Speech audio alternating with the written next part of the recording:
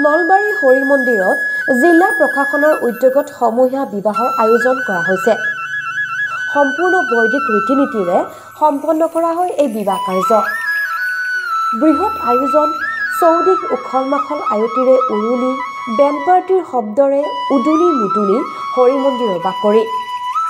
ইতিমধ্যে বহুকেইখন গাঁৱৰ ৰাইজে ভিৰ কৰা দেখা গৈছে ৰভাতলি, কিয়নো প্ৰায় 18গৰাকী যুৱক যুৱতী অৰ্থাৎ 9যোৰাকৈ দৰা কইনাৰ বিবাহ সম্পন্ন হয় হৰি মন্দিৰৰ বাকৰিত।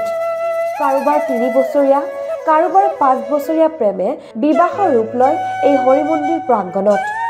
উল্লেখ্য যে নলবাৰী জিলা প্ৰশাসন আৰু হৰি মন্দিৰ পৰিচালনা সমিতিৰ সহযোগত অনুষ্ঠিত এই বিবাহত জোৰোণ দিয়াৰ পৰা আৰম্ভ কৰি সকলো মাংগলিক কাৰ্য সম্পন্ন কৰা হয়।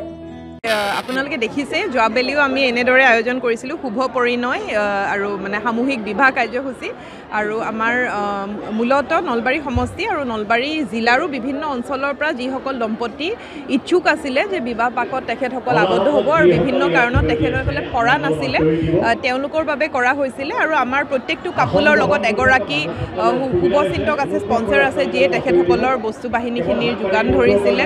আৰু লগতে আমাৰ এইটোৱে মেছেজ যে আমাৰ জিলাখনৰ প্ৰতিগৰাকী কন্যা সন্তান আমাৰ সমগ্ৰ জিলাখনৰ চৰকাৰৰ প্ৰশাসনৰে ছোৱালী।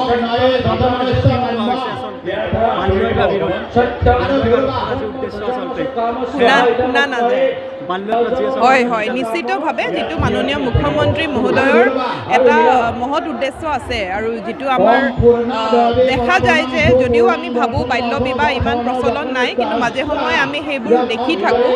আৰু এইটোৰ পৰা সেইটো এটা মেছেজ যে যিটো এটা বিয়াৰ কাৰেক্ট বয়স এটা মেচিয়ৰ্ড বয়সত বিবাহখন হ'লে ভাল হয়, সেইটোও আমি জনাবলৈ বিচাৰিছোঁ। নলবাৰীৰ পৰা সবজিত বৰ্মনৰ report, IMD 365 Assam north east.